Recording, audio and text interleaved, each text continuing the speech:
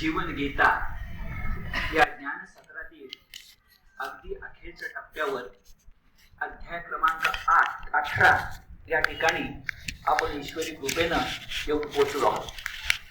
आज 18व्या अध्यायाचा सामान्यपणे निम्मा भाग असा आपण विचार यात्रेमध्ये पाहणार आहोत आणि उरलेला भाग या प्रवचनाच्या शेवटी मी सांगतो की मे महिन्यातला कुठला शनिवार येतो त्यावेळेला शेवटचा भाग होईल. 18वा अध्याय अत्यंत महत्वाचा आहे.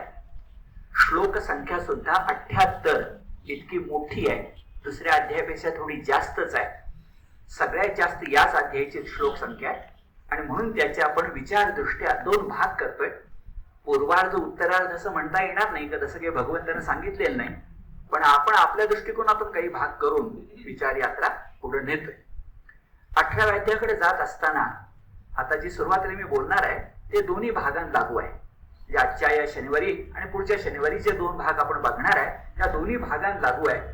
आणि अगदी सुरुवातीला 3 मुद्दे आहेत की खरंच 18वा अध्याय कशासाठी. 17 अध्याय झाले, 18वा अध्याय इतका मोठा, मागचे अनेक विषय पुन्हा येऊन पुनरुक्ती झालेला असा कशासाठी. तर पहिलं उत्तर असं आहे की भगवद्गीता वाचणाऱ्या माणसाला किंवा खुद्द अर्जुनाला सुद्धा आपल्या जीवनाची आदर्श दिशा कोणती हे नेमकं कळलं पाहिजे. जीवनाला दिशा तर हवीच, पण ती जीवनाची दिशा आदर्श दिशा असायला हवी. तर जीवनाची आपल्या आदर्श दिशा कोणती हे स्पष्ट व्हावं हा 18व्या अध्यायाचा पहिला हेतू आहे. दुसरा हेतू असा आहे की गेले 17 अध्याय प्रत्येक ठिकाणी कधी प्रकट कधी अप्रकट, कधी प्रत्यक्ष कधी अप्रत्यक्ष, पण भगवद्गीतेचं मर्म आहे फलत्याग. कर्मयोग आहेच, निष्काम कर्मयोग आहे, कर्म केलंच पाहिजे. आता येणार ते स्वधर्म हा अपरिहार्य आहे, अटळ आहे, पण कर्म करून त्याचं फळ टाकलं पाहिजे ही गोष्ट फार महत्वाची आहे. तर फलत्याग हे गीता मर्म आहे. तर त्या फलत्यागाचं मर्म पुन्हा एकदा 17 अध्याय कळलंच, पण पुन्हा एकदा 18व्या अध्यायामध्ये सांगायचं. पहिला मुद्दा जीवनाची आदर्श दिशा, दुसरा मुद्दा फलत्यागाचं मर्म पुन्हा एकदा कळणं, आणि तिसरा मुद्दा जरा वेगळा वाटेल पण लक्षात घ्या, संन्यास शब्दानं आपण फसू नये म्हणून 18वा अध्याय. जरा विधान वेगळं आणि विलक्षण वाटण्यासारखं आहे. फसू नये का बरं? तर खूपदा असं घडतं की संन्यास शब्द फार चांगला असल्यामुळं त्या संन्यास शब्दाच्या आडून किंवा ढाली आडून संन्यास शब्दाची ढाल करून काही माणसं वेगळं आणि विचित्र सांगतात. त्यांना संन्यास शब्दाचा अर्थ काय, आणि अर्जुनाच्या अध्यायातला पहिलाच प्रश्न आहे की त्याग शब्दाचा अर्थ काय हे सांगायचं. नाही तर संन्यास बरोबर त्याग आणि त्याग बरोबर संन्यास हे आपण गृहीतच धरतो. हे भारतीय मन आहे, ही भारतीय संस्कृती आहे. हे तुमच्या माझ्या रक्तातून वाहतं की संन्यास बरोबर त्याग आणि त्याग बरोबर संन्यास. बरे चूक आहे असं नव्हे, पण हे सर्वथैव बरोबर नाहीये. सर्वथैव बरोबर नाहीये, त्यात काही छटा आहेत, काही फरक आहे. हे 18व्या अध्यायाचं मर्म आहे. आता हे उलगडणारच आहे. पण तिसरा मुद्दा असा की संन्यास शब्दानं आपण फसू नये. या 3 गोष्टीसाठी 18वा अध्याय. पुढे असं म्हणूया की 18व्या अध्यायाची जी 2 नावं आहेत ती काय आहेत बघा. एक परंपरेनं चालत आलेलं नाव, पारंपरिक जे नाव आहे ते मोक्ष संन्यास योग असं आहे. परंपरेने चालत आलंय. त्याचा अर्थ आपण काय करतो, खूपदा आपण मोक्ष संन्यास योग म्हणजे मोक्ष आणि संन्यास योग असा करतो. हा बरोबर नाही. मोक्ष संन्यास योग म्हणजे मोक्ष आणि संन्यास योग नव्हे, तर मोक्षाचा सुद्धा संन्यास ज्याच्यामध्ये सांगितलाय तो हा 18वा अध्याय. किती पुन्हा वेगळं आहे बघा. मोक्षाचा सुद्धा संन्यास, कारण मोक्ष झाला तरी तो एक पुरुषार्थ आहे 4 पुरुषार्थातला, आणि ते सुद्धा फळच आहे. त्या फळाचा सुद्धा त्याग कर. किती भगवंताची उंच छेप आहे बघा. त्या मोक्षाचा सुद्धा त्याग कर, मोक्षाचाही संन्यास कर. म्हणून मोक्ष आणि संन्यास योग नव्हे तर मोक्ष या फलाचा संन्यास योग हे पारंपरिक नावाचं खरं स्पष्टीकरण आहे. दुसरं एक नाव दिलं जातं तेही रूढ आहे, जसं कर्णिकरांचे दिले अनेक ग्रंथातून इथे दिसतं, अर्जुन उत्थान योग. आता नाव ज्यांनी प्रथम शोधून काढलं ते हुशारीनं काढलं. कारण पहिला अध्याय काय आहे? अर्जुन विषाद योग. मग पहिल्या ग्रंथाची सुरुवात जर अर्जुन विषाद योगानं असेल तर शेवटचा ग्रंथ अर्जुन प्रसाद योग असायला पाहिजे. आणि प्रसाद म्हणजे अर्जुनाचं उत्थान. कारण अर्जुन महत्वाचा यासाठी आहे की महाभारती युद्ध त्याच्यामुळंच होऊ शकतं, जिंकलं जाऊ शकतं. तेव्हा त्याचं उत्थान हा ईश्वरी प्रसाद आहे. त्याचं उत्थान हा जगावरचा उपकार आहे, साधा प्रसाद नाही येतो. मग अर्जुन विषाद योग, अर्जुन प्रसाद योग आणि अर्जुन प्रसाद योग म्हणजेच अर्जुन उत्थान. उत्थान म्हणजे उठणं. अर्जुन उत्थान योग असं म्हटलं तर बरोबर ठरेल. पण अर्जुन उत्थान योग म्हणजे फक्त युद्ध कर एवढंच नाहीये. गीता युद्ध करायला सांगते, पण फक्त रणक्षेत्रावरचं युद्ध करायला सांगत नाही, तर स्वकर्माचं युद्ध करायला सांगते. आणि मग अर्जुन उत्थान योग हा फक्त युद्धयोग नाही आहे, बघा, कर्मयोग नाही आहे, तर तो भक्तियोग आहे. 18 अध्यायाचे वैशिष्ट्य आहे. तो युद्धयोग आहे, तो कर्मयोग आहे, पण त्याही पेक्षा तो भक्तियोग आहे. आणि एका शब्दात म्हणजे फल संन्यास करून, फल टाकून ईश्वर शरण होणं हा 18 अध्यायाचा संदेश आहे. अगदी भले तू सात्विक कर्म केलंस तरी त्याचं फळ टाकायचं. फळ टाकण्यासाठी ईश्वराचं स्मरण करायचं. आणि ईश्वर शरणता ही सर्वोच्च आहे, ईश्वर शरणता ही सर्वोच्च आहे हे सांगण्याचं काम अर्जुन उत्थान योगाने केलेलं आहे. हे दुसऱ्या शब्दात सांगायचं तर मी बरेच त्या पुस्तकाचा उल्लेख केलाय. पूजनीय सोनू मामा, सोनोपंत दांडेकर, त्यांचं ईश्वरवाद नावाचं छोटं पुस्तक आहे. तेच ईश्वरवाद 18व्या अध्यायाचं सार काय? ईश्वरवाद. आणि अर्जुन तेच म्हणतोय, करिष्ये वचनम तव. ईश्वर सांगेल ते मी नेहमी म्हणतो ते. मला काय करायचंय?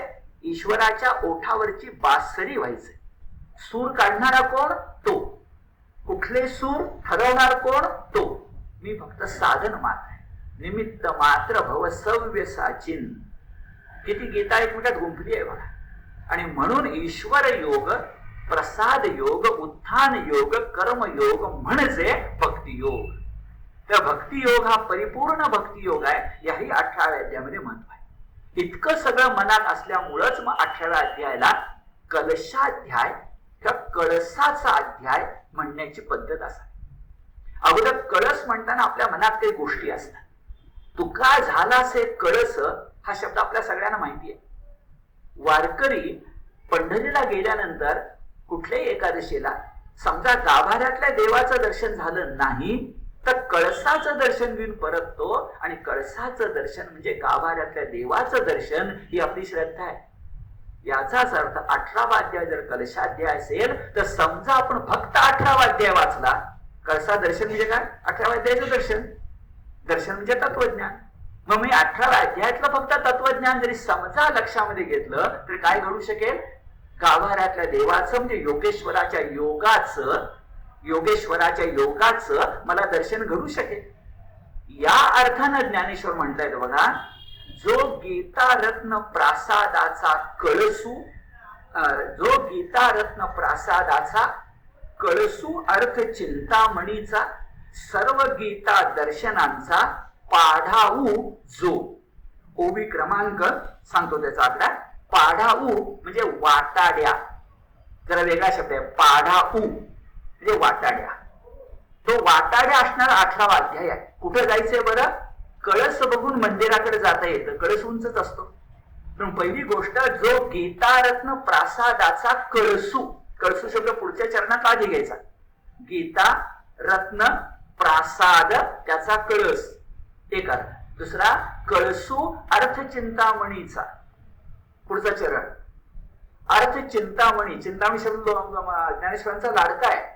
तर त्या चिंतामणीला अर्थ चिंतामणी म्हटलं. त्याचाही कळस. पण आणखी काय? गीता दर्शनांचा, दर्शनाचा अर्थ तत्वज्ञान, आणि दर्शनांचा गीतेत एकच तत्वज्ञान नाहीये. गीतेमध्ये तुम्हाला पाहिजे तो योग आहे. थोड्या वेळात वेळेसाठी शब्द सांगणार आहे. तुम्ही कुठल्याही मार्गाने जा, सर्व देवो नमस्कारा केशवम प्रति गच्छति. म्हणून दर्शनांचा अनेक वचन. दर्शन म्हणजे तत्वज्ञान. आपल्या मासिकाचं नाव काय? गीता दर्शन. दर्शनांचा. तर म्हणून म्हटले बघा, सर्व गीता दर्शनांचा कोण बरं? पाडाऊ जो वाटाड्या. पुन्हा ज्ञानेश्वर सांगतात, तुम्हाला दर्शन घडवीन तत्वज्ञानाचं, पण तुम्ही वाटचाल केली पाहिजे. आपण वाटचाल केली नाही, आपण वारीत गेलो नाही तर पंढरनाथ कसा भेटणार? दर्शन हे घ्यायला आपण चाललं पाहिजे. वाटाड्या भेटतील, पण वाटचाल मीच केली पाहिजे. म्हणून पाढाऊचा अर्थ वाटाड्या. पण मुख्य गोष्ट कळली, 18वा अध्याय म्हणजे एका अर्थानं कळस आहे, यात कोणत्याही प्रकारची शंका नाही. आता तो कळस आहे म्हटल्यानंतर आणखीन एक गोष्ट लक्षात येते की हा संबंध गीता ग्रंथ जर मानला 700 श्लोकांचा, 18 अध्यायांचा, तर अभ्यासाच्या भाषेमध्ये उपक्रम आणि उपसंहार असे शब्द येत असतात. उपक्रम आणि उपसंहार. उपक्रमात जे काही सुचवायचं ते उपसंहारात निष्कर्षापर्यंत आलं पाहिजे, तर ग्रंथ हा सलग होतो. उपक्रम आहे अर्जुन विषाद योग, 2रा अध्याय. आणि याचा विचार करताना आता उपसंहार आहे 18वा अध्याय. याला उपसंहार का म्हणायचं? कळस म्हणून झालं. आता उपसंहार का म्हणायचं? तर उपसंहार यासाठी म्हणायचं, बघा आतापर्यंत गीतेमध्ये जेवढे विषय मांडले गेले त्याचं सिंहावलोकन या अध्यायामध्ये झालंय, म्हणूनही याला उपसंहार म्हणायचं. उपसंहार म्हणजे सगळं एकत्र करणं.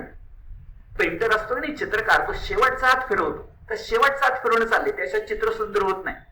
शेवटचा हात उपसंहार म्हणजे आतापर्यंतच्या सगळ्या विषयाची पुन्हा एकदा नोंद घेणं. काही छान शब्द वापरूया, सिंहावलोकन. उंचीवर पोचल्यावर डोंगराच्या शिखरावर सिंह माग वळून बघतो, किती चालून आलो, म्हणून सिंहावलोकन, म्हणून उपसंहार. आणखीन एक आहे, कळस आहे, उपसंहार आहे. आणि म्हटलं जातं की 18वा अध्याय ही एकाध्यायी गीत आहे. आता हा शब्द अनेक अध्यायांना अनेक जण सांगत असतात. कधी 9वा, कधी 12वा, कधी 15वा, हरकत नाही. अर्थवाद म्हणजे काय म्हणूया, गौरव म्हणून ठीक आहे. पण शब्दशः वाच्यार्थानं बोलायचं तर एकाध्यायी गीता 18वाच अध्याय. इतरांना त्याच्या हक्क सांगता येणं जरा कठीण आहे.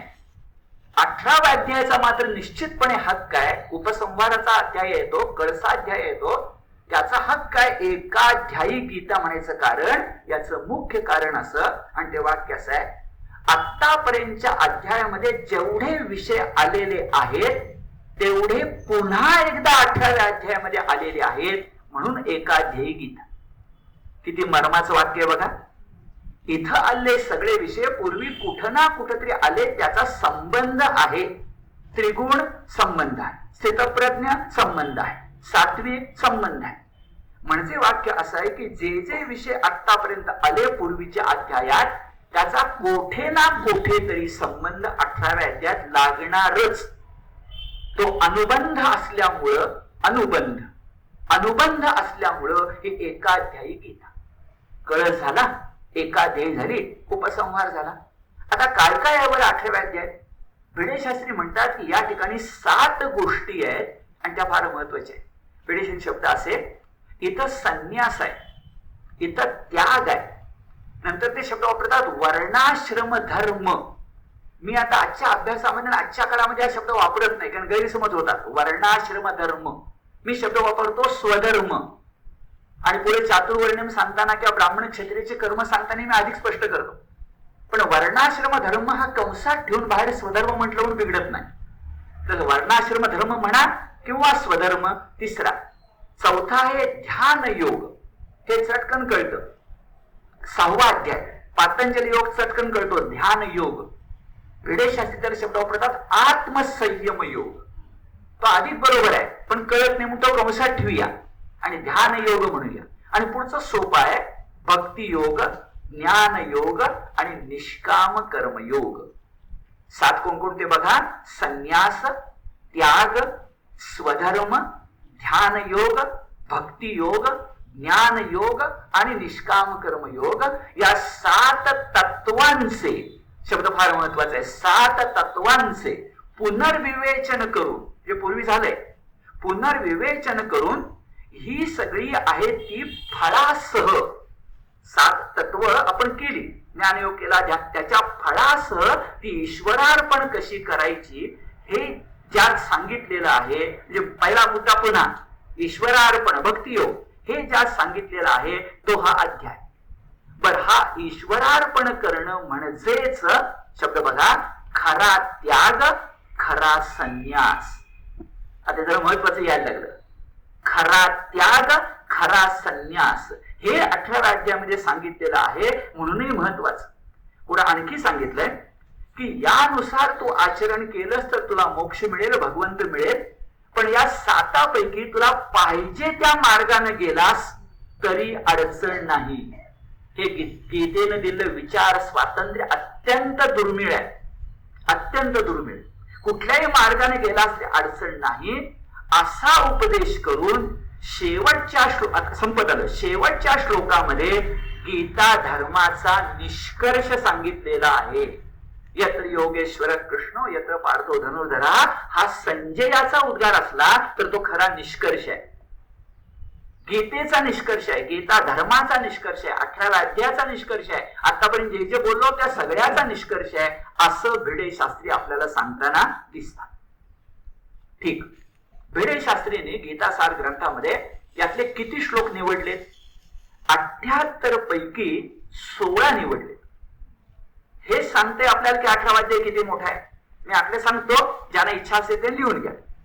2, 3, 5, 6, 10, 11, 16, 41, 46, 48, 56, 57, 63, 66, 73 आणि 78. शेवटचा यत्र योगेश्वर कृष्ण. जरा आकडा लक्षात घ्या. एकूण श्लोक आहेत 78 पैकी 16 श्लोक आपण लिहिले. जरा तुलना करूया. दुसऱ्या अध्यायामध्ये श्लोक आहेत 72 श्लोक आहे दुसरा अध्याय. आणि पूर्वी मी आकडा दिलाय, आपण वरच्या हॉलमध्ये बोलतो तेव्हा, नंतर तुम्ही तो पडताळून बघा. पण मी आकडा सांगतो, ते 12 आहे. म्हणजे 72 मधले 12 आणि 78 मधले 16. म्हणजे भिडे शास्त्रींना दुसरा आणि 18वा अध्याय किती महत्वाचे वाटतात हे त्यांनी निवडलेल्या श्लोकावरून आपल्या लक्षामध्ये. बरं, सगळं भिडेसने काय केले? 700तले 108 निवडले. 700 श्लोकातले 108 निवडले. ते 108 मध्ये 16 आणि 13. ते आकडा किती मोठा झाला मला सांगा 108 मध्ये.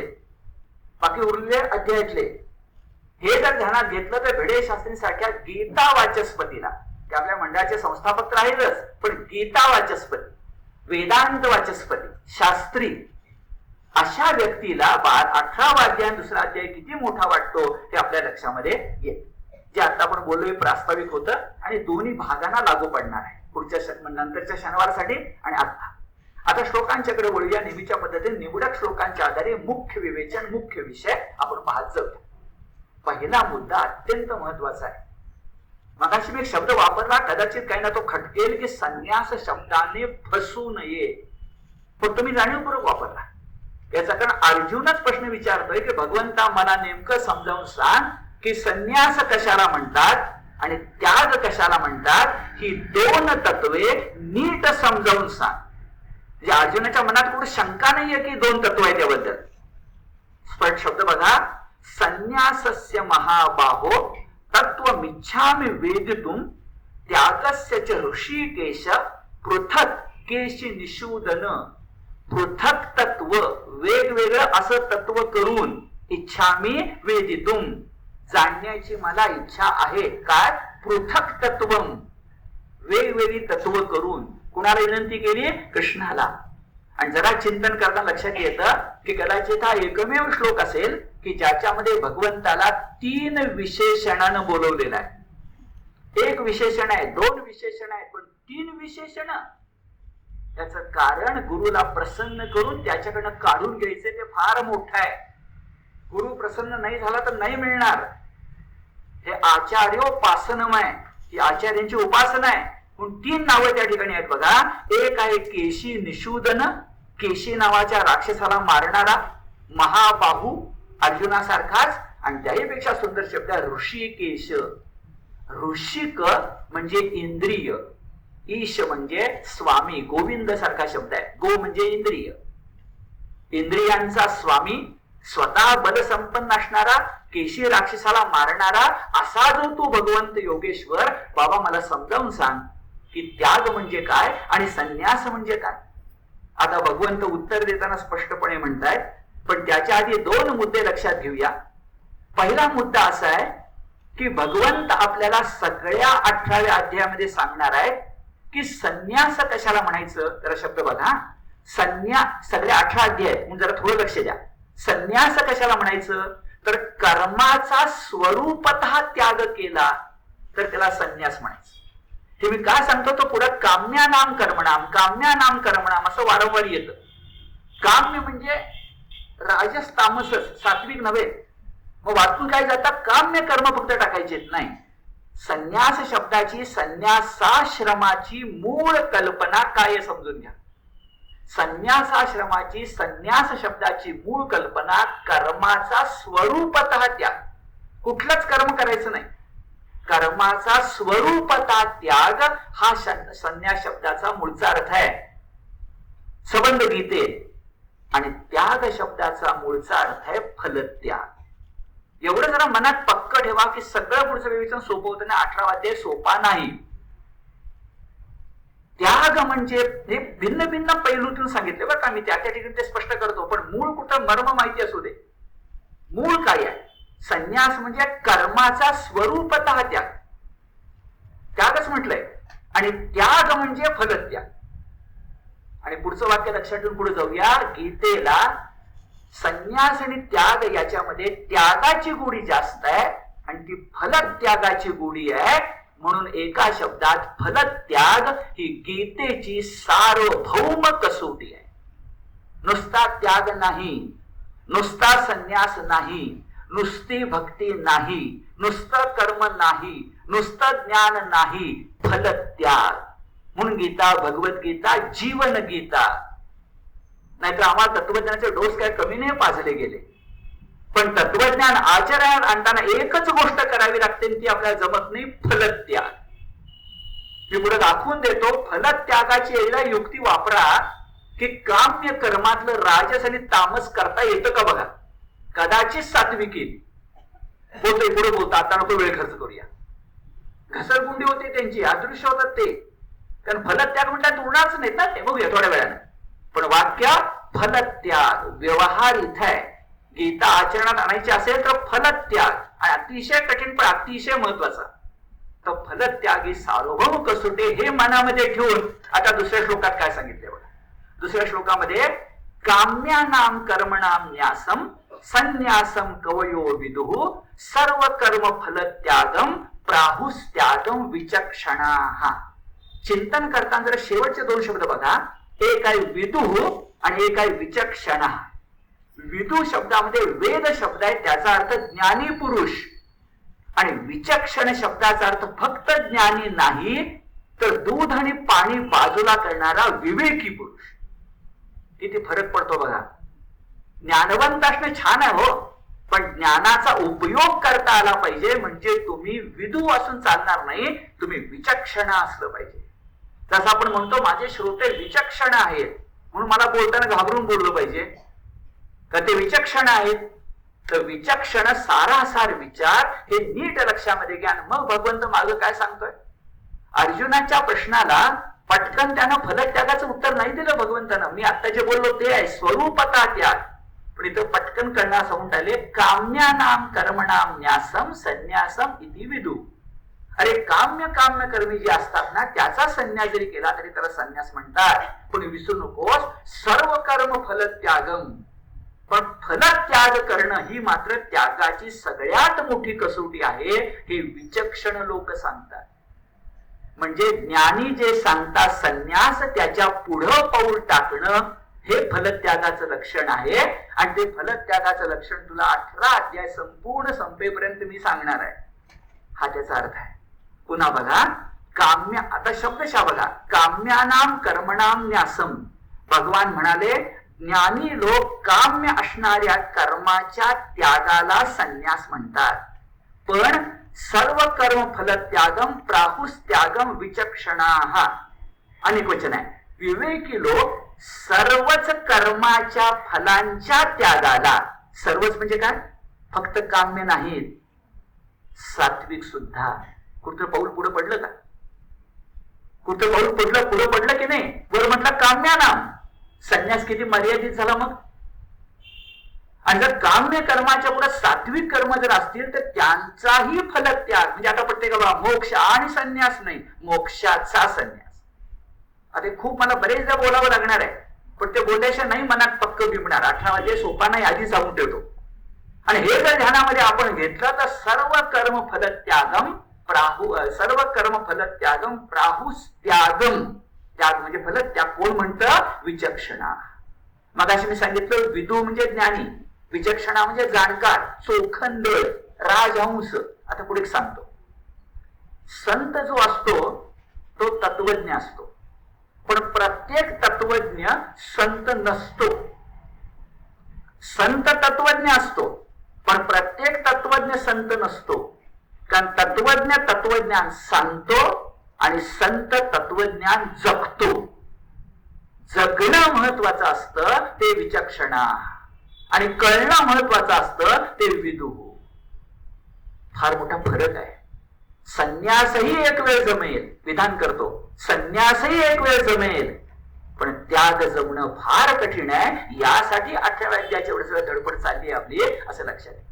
आता इथे एक महत्वाची गोष्ट आहे, ती अशी की वर म्हटलं काम्यानाम कर्मणाम न्यासम संन्यासम. ठीक आहे.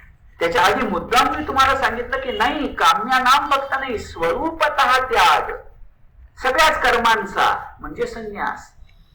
आता माझ्या सांगण्यामध्ये तुम्हाला असं वाटेल विसंवाद येतोय की काय. एकदा म्हणतोय काम्यानाम कर्मणाम न्यासम, एकदा म्हणतोय सर्व कर्म संन्यासम संन्यासम. जर विरोध येईल, तो विरोध सोडवण्याचं काम 3, 4, 5 या श्लोकामध्ये केलंय. तो काय विरोध आहे बरं? तर जुन्या काळामध्ये आपल्याकडे कर्मनिष्ठ होते आणि ज्ञाननिष्ठ होते. त्यांच्यामध्ये मोठा विवाद होता. कसा विवाद होता सांगतो. यज्ञ दान तप ही पुण्य कर्मे आहेत, यांचा तरी आचार करा असं कर्मनिष्ठ म्हणत होते. म्हणून पुढे यज्ञ दान तपाचं वर्णन येणार आहे.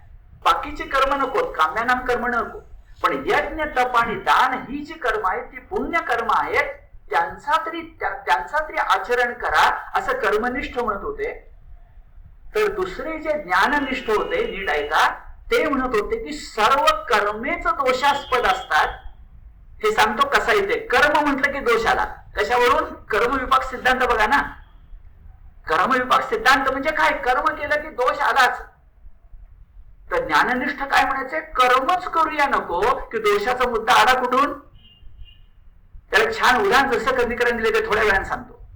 म्हणजे एका बाजूला ज्ञाननिष्ठ सगळी कर्मे टाका, एका बाजूला कर्मनिष्ठ यज्ञ फल यज्ञ तप ही करा. या विसंवादातून संवाद शोधण्यासाठी भगवंतानं 3, 4, 5 हे श्लोक खर्च केलेत. आणि म्हणून तिथे छान शब्द आलाय 5व्या श्लोकाचा शेवटचा चरण बघा.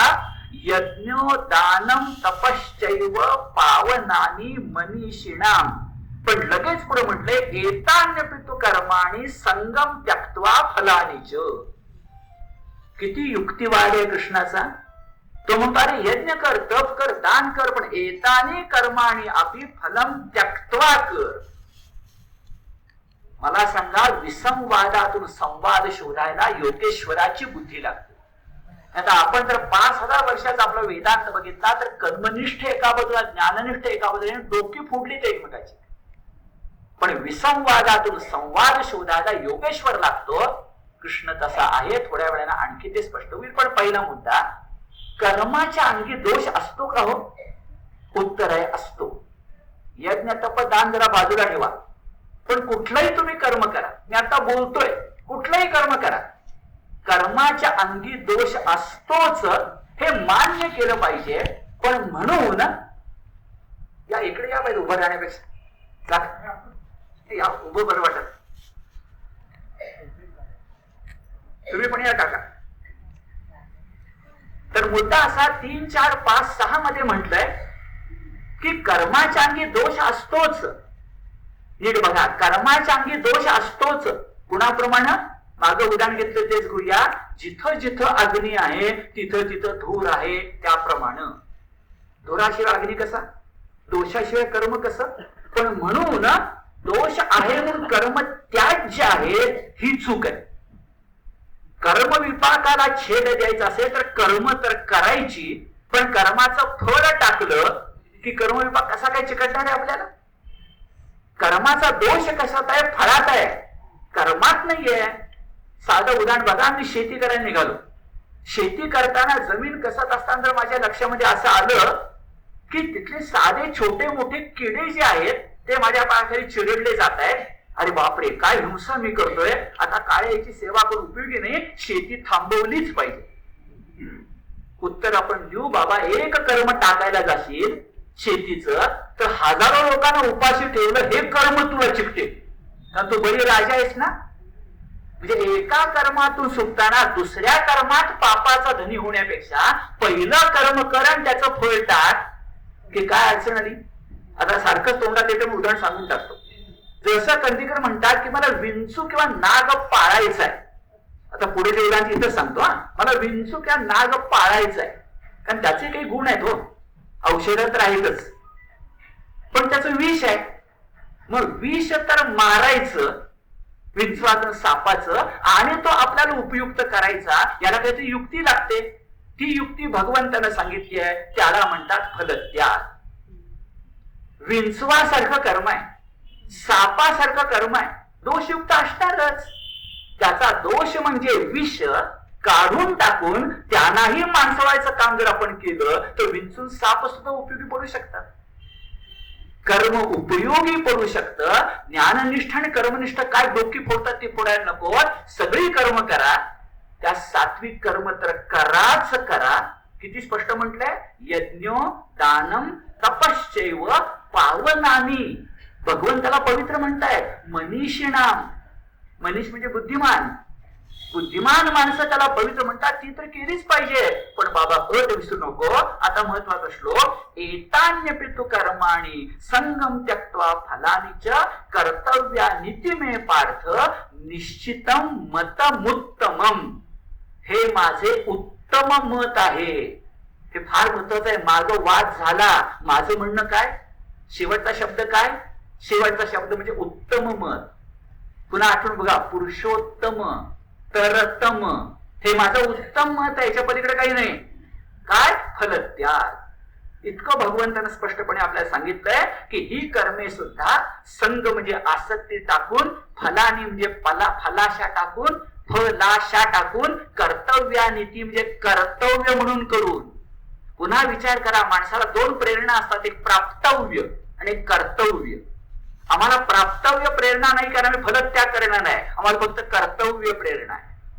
पण कर्तव्यानीती, हे माझं कर्तव्य असं समजून तू कर. इति निश्चितम मत उत्तमम, हे माझं इंग्लिश शब्द फायनल, ठाम मत आहे. आता पुन्हा पुन्हा विचारू नकोस. इतकं सांगावं हे ध्यानामध्ये घ्या. आणि हेच आपण लक्षात घेतलं तर मगाचा मुद्दा, तो विंचू सर्पाचा, इथं उदाहरण येऊन गेलं जसं कर्दीकरांचं. आणखी फलत्यागी सार्वभौम कसोटी कशी बघा. तर सामान्यपणे कर्म करताना कुणाची मदत घेतली जाते? तर एक नीतिशास्त्र असतं, दुसरं धर्मशास्त्र असतं, आणि तिसरं अध्यात्मशास्त्र असतं. अध्यात्म विद्या विद्यानाम. पण तिन्ही शास्त्र कर्माबद्दल काय सांगतात बघा, आणि गीता काय सांगते बघा. नीतिशास्त्र सांगतं, नीती शास्त्र सांगतं, जे मी तामस कर्म आहेत ना त्यांचा त्याग कर. नीती दुसरं काय सांगते का? नीतिशास्त्र सांगतं तामस कर्मांचा कर. जे धर्मशास्त्र असं धारयती सा धर्मा, जे समाजाचा विचार करतं ते म्हणतं राजस कर्मांचा त्याग कर. तामस करच, पण राजस पण कर. आणि अध्यात्मशास्त्र मोक्षाकडे डोळे लावले असल्यामुळे ते म्हणतं सात्विक कर्म सोडून बाकी सगळ्याचा त्याग कर, किंवा सात्विक कर्माचा सुद्धा त्याग कर. आणि गीता सांगते कुठल्याच कर्माचा त्याग करू नकोस, फक्त फळाचा त्याग कर. याचा अर्थ राजस तामस करू नको. त्याला परवानगी नाही हा. पसायदानावर ज्ञानेश्वर म्हणतात ना, खडांची व्यंकटी सांगणे महत्वाचं आहे, पण प्रत्येकाला प्रत्येक गोष्ट मिळू दे ही सज्जनाने गृहीत धरायचं, दुर्जनांना नव्हे. रावण आणि कंस मोठे होऊ देत ह्यासाठी पसायदान नाही, रावण आणि कंसांसाठी पसायदान नाही. तसा राजस तामस सोडून द्या, पण सात्विक कर्म करून सुद्धा फल टाकलं पाहिजे हे गीता सांगते. मग जर कोणी विधान केलं, नीतिशास्त्र, धर्मशास्त्र, अध्यात्मशास्त्राहून गीताशास्त्र एक पाऊल आमचं वर आहे, शेरा सव्वा शेर आहे, तर काय चुकणार? कारण मगाचं वाक्य फलत्याग ही सार्वभौम कसोट. बाकीच्या कसोट्यात चूक नाहीये, पण सार्वभौम उत्तमम मतम, सार्वभौम कसोटी ही आहे असं भगवंत म्हणतात. भगवंत पुढे आणखी एक महत्वाची गोष्ट सांगतात, ती तामसापुरती आपण घेऊया आणि ती जरा महत्वाची ठरेल. नियतस्य तु संन्यास कर्मण नोपपद्यते मोहातस्य परित्यागस तामस परिकीर्तिता. पुढे राजस पण आहे, पण मी तामसापुरतच मुद्दाम घेतोय. त्याचं कारण मला आवडणारा शब्द नव्हे, गीतेला आवडणारा शब्द सुरुवातीला आलाय, बाबा काही झालं तरी स्वकर्माचा त्याग करू नकोस. इथं ते येणार आहे, या श्लोकात ते आहे, म्हणून मला ते तामस असून सुद्धा घ्यायचंय.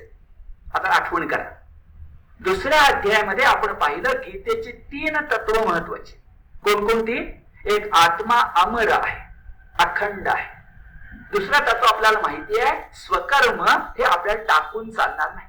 ती जी 3 तत्व आहेत त्याचा स्वकर्म स्वकर्म स्वकर्म इथं म्हटले, नियतस्य तु संन्यासः कर्मणो नोपपद्यते. इथे शब्द आहे नियत, म्हणजे नियुक्त, म्हणजे स्वभावज, म्हणजे प्रकृती दत्त, म्हणजे समाज प्रदत्त, म्हणजे तुम्ही मी कळायला पाहिजे ते म्हणजे अर्जुनानं युद्ध केलंच पाहिजे का तो क्षात्र धर्मी क्षात्र कर्मी आहे. पुढे 4 वर्ण का सांगितले त्याचं कारण इथं आहे.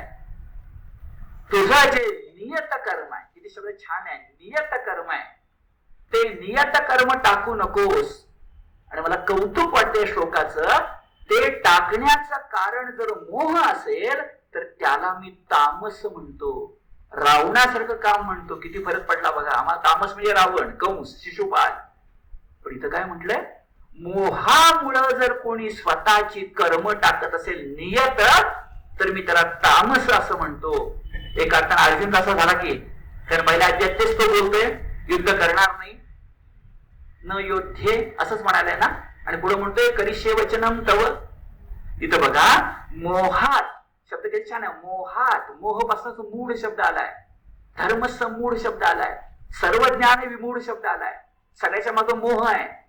मोह म्हणजे फक्त वासना, तृष्णा हे घेऊ नका, वेडेपणा सुद्धा. मोह, मूढ यानं म्हटलं, मग मोह त्या ठिकाणी असल्यामुळं मोहामुळं जो स्वधर्माचा त्याग करतो, तामसः परिकीर्तितः. त्याला एकदम वर्गाच्या बाहेरच काढलं ते तुमच्या लक्षात येईल. पण तामसाला पाप म्हणून बाहेर काढलं नाही, मूढ म्हणून बाहेर काढलं, हे फार महत्वाचं. मग चांगलं काम कुठलं? आता सात्विक कर्माकडे जाऊया. तो श्लोक आपल्याला 2दा उपयोग पडणार आहे, आता नंतर पुन्हा कुठं हे क्रमाने येईल. मग कर्म करायचं, तो विंचू पाळायचा, तो निर्विष करून पाळायचा, त्याला सात्विक कर्म म्हणतात. कसं आहे बरं सात्विक कर्म? श्लोक क्रमांक 9, कार्य मिथ्येव यत् कर्म नियतम क्रियते अर्जुन संगम त्यक्त्वा फलम चैव सत्यागः सात्विको मतः. कृष्ण आपला मुद्दा अजिबात सोडत नाही. इथं सुद्धा पुन्हा नियत शब्द आला बघा. मला वाटतं अर्जुनाला इकडं तिकडं जाऊच देत नाही, तो बांधून घालतोय प्रेमानं. वर एकदा नियत म्हटलं की पुन्हा एकदा सात्विकात नियत.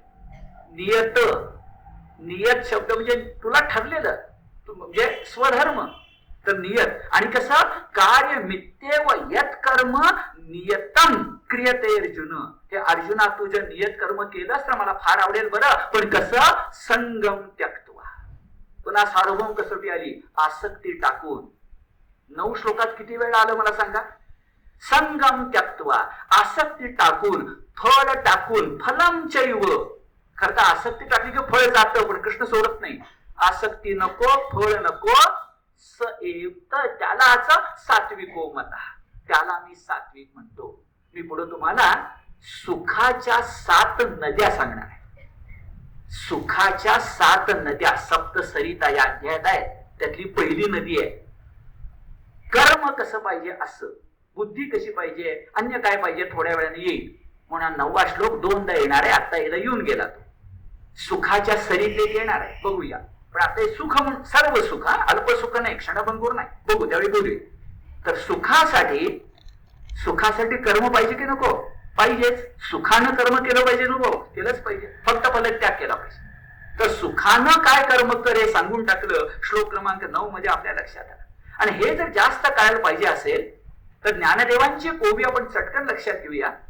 सबंध ज्ञानेश्वरीमध्ये ज्याला अपशब्द म्हणता येईल, काय म्हणतोय बघा, सबंध ज्ञानेश्वरीमध्ये अपशब्द म्हणता येईल, अवहेलना, टाकून, असा एकही शब्द नाहीये सबंध ज्ञानेश्वरीमध्ये.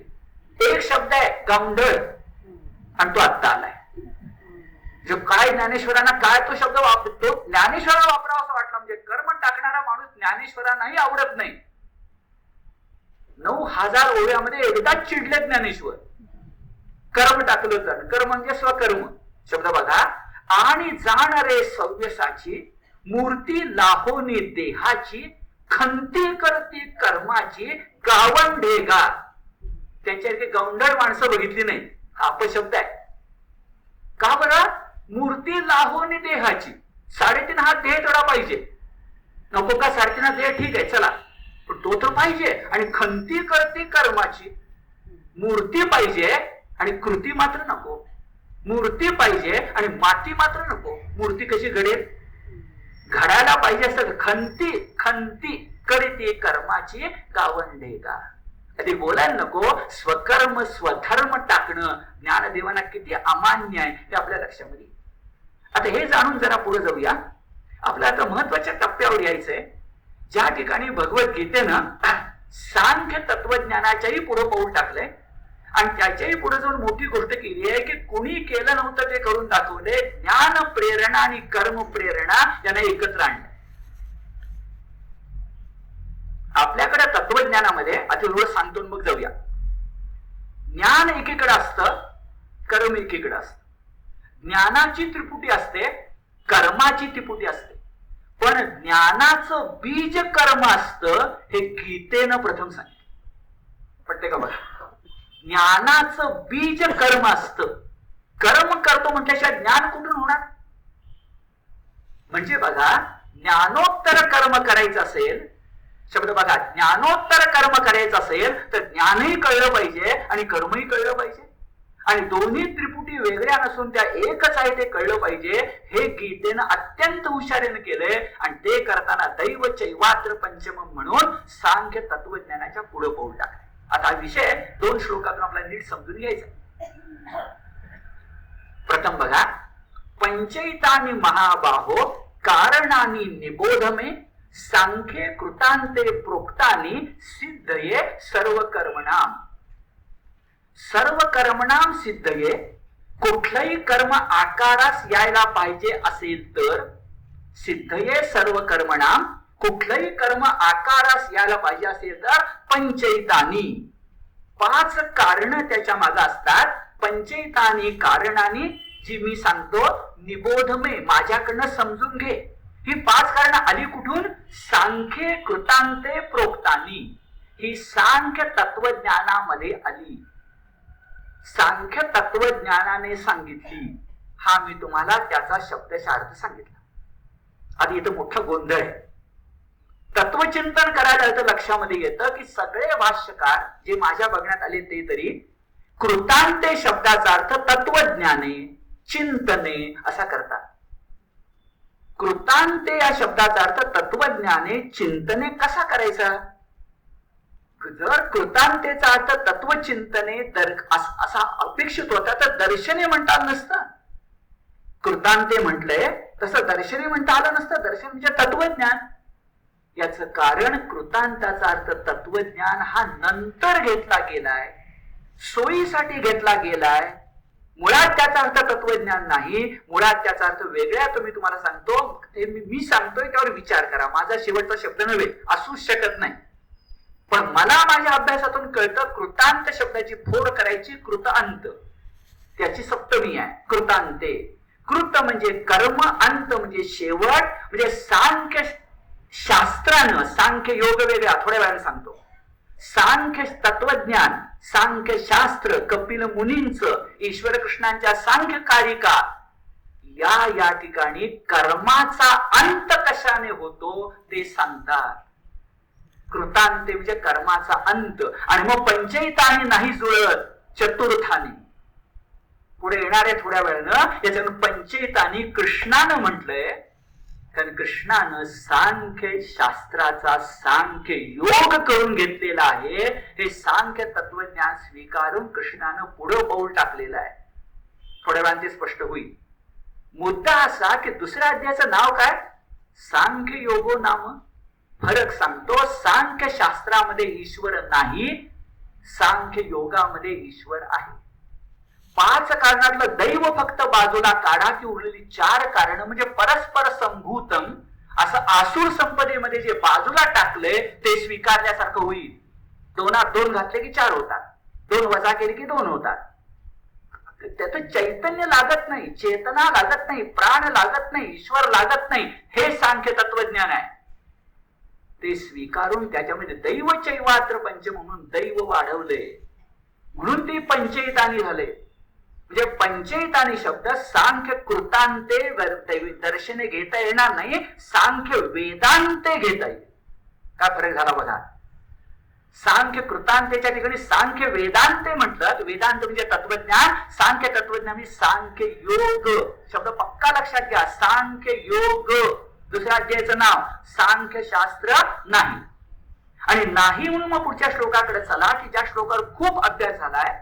अधिष्ठानम तथा कर्ता करणम च पृथक विधम विविधाश्च पृथक चेष्टा दैव चैवात पंचमम. आता दैव चैवात्र पंचमम, दैव मेवात्र पंचमम असे पाडवेद आहे.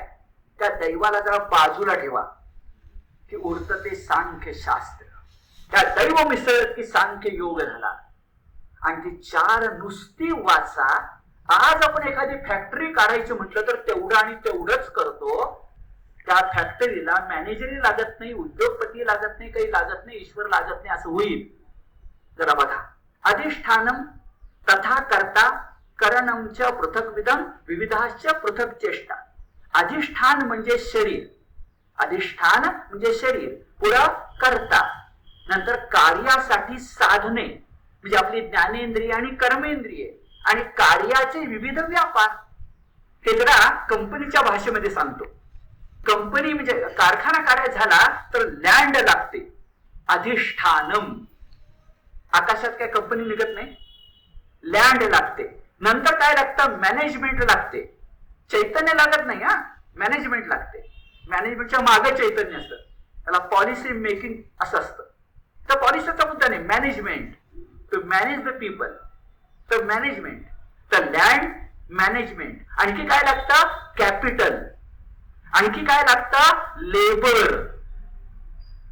आणि काय दिसत नाही पण लागतं? इन्शुरन्स. इन्शुरन्स यासाठी काढायचा की बुडली कंपनी तो कुणाकडे जायचं? दैव चैवात्र पंचम. हे 4 बुडायला लागलं तर कृष्णाकडे या. म्हणून कृष्णानं पंचैतानी म्हटलंय. मूळ सांख्याने चतुर्थानीच म्हटलेलं आहे. हे नीट लक्षात घेतलं पाहिजे असं माझं मत नम्रपणे आपल्या समोर ठेवतो. आपण त्यावर विचार करा. पण कृतांते शब्दाचा अर्थ तत्वज्ञान नाही एवढं मात्र मी ठामपणे सांगतो, कारण शब्दच नाही येतो.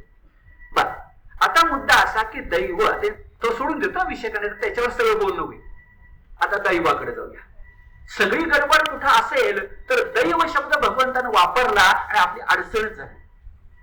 देव म्हटलं असता तर बरं झालं असतं. दैव म्हटल्यावर आमची सोयच झाली. असेल माझा हरी तर देईल, काय अडचणच नाही. किंवा ठेविले आनंद पैसेचे राहावे, चित्ती असो द्यावे समाधान. तुकोबांचं नाव घेऊन माणसं आळशी होता. आपण तो चरण कशात आलाय जरा बघ ना. चित्ती समाधान ठेवण्याच्या आधी काय सांगितले जरा बघ ना. नाही, ते नाही बघायचं. संदर्भ सोडून बोलायचं, ही तर आपली हौसच आहे मोठी. आणि ज्ञानाच्या क्षेत्रात कुस्ती करताना ठीक आहे, पण ज्ञानाच्या क्षेत्रात संदर्भ सोडून बोलायचं. जाऊ दे. मुद्दा असा की इथं आपल्याला दैव शब्द वापरलाय. तो काय बरं वापरलाय? अगोदर ज्ञानदेव काय म्हणतात बघूया. ज्ञानदेव म्हणतात की दैव म्हणजे इंद्रियांना अनुकूल देव, कारण ते वेदाचा अर्थ घेतात. ज्ञानेश्वर वेदाचा अर्थ घेतात आणि दैव म्हणजे देवता समूह म्हणतात. बरोबर. दैव म्हणजे देवता समूह. कोणकोणते? पंचेंद्रियांना अनुकूल देवता. उदाहरणार्थ सूर्य, वायू, दिक. सूर्य कसा? डोळ्याला उपयोगी. वारा कसा? जिभेला, कानाला उपयोगी किंवा प्राणायामासाठी, देहासाठी. दिक, दिशा कशा? पृथ्वी आहे म्हणून आम्ही आहोत. म्हणजे वेदकालीन देवता समूह म्हणजे दैव. दैव चैवात्र पंचम म्हणजे चैतन्य, असा ज्ञानदेवाने अर्थ घेतला. तो बरोबर. हा घ्यायचा असेल तर काही अडचण नाही, पण याच्या पुढे पाऊल टाकूया. आणि गुरुदेव रानड्यांच्या तत्वज्ञानाची मत घेऊन लक्षात घेऊया की दैव म्हणजे देवाची लीला. दैव शब्दाचा अर्थ देवाची लीला असं गुरुदेव रानडे सांगतात. आणि पुढे म्हणतात ती लीला आपल्याला वश करून घेता येते. दैव सुद्धा आपला अनुकूल करून घेता येतं. जे आपल्याकडे संचित क्रियमान आणि प्रारब्ध आहे ना, तो खटाटोप खड्ड्यात जातो जर देवाला अनुकूल करून घेतलं तर. दोन मार्ग आहेत मात्र गुरुदेवाने सांगितलेले. एक आहे हरिनामस्मरण आणि दुसरं सांगितले भूत मात्रांची सेवा. ज्ञानदेवाने ते सांगितले जे जे भेटे भूत ते ते मान, पण हरिनामस्मरण गुरुदेवांचा कटाक्ष होता. हरिनामस्मरण, ध्यान योग तो पाहिजेच. तर एवढं सगळं तुम्ही केलं तर काय करता येईल? जे जे माझं सगळं आहे ते देवाचं आहे म्हणून करणं. बघा, कर्म करताना, चारी कर्म करताना, चतुसूत्री करताना सांख्य योग सांगतो काही कर्मे करच आणि देवाचं म्हणून कर. विषय मिटला ना.